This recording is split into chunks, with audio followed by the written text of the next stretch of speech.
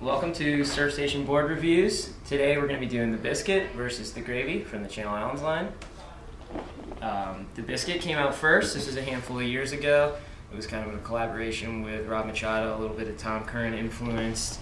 Coming off of the success of the single fin, they took that egg outline and made it more performance. Obviously a tri-fin, some forward concave versus V, and a slightly more middle rocker. You can see here, but squashed down, fat, flat, small. That's the whole idea. A lot of foam, not a lot of length. The Biscuit excels in some gutless surf.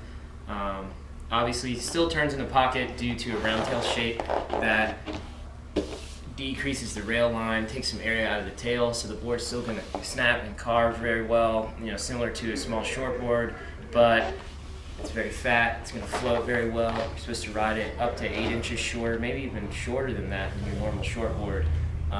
This specific one has tail patches.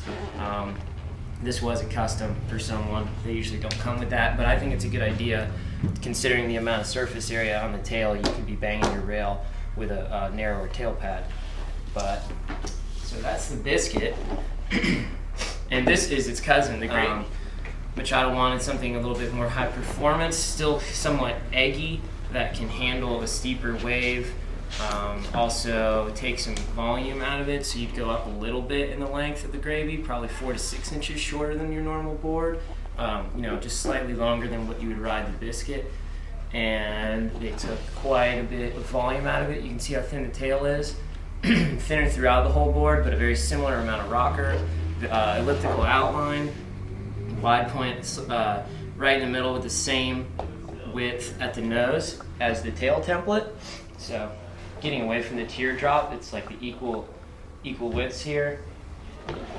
Really thin tail, having the tail patches to protect how thin it is.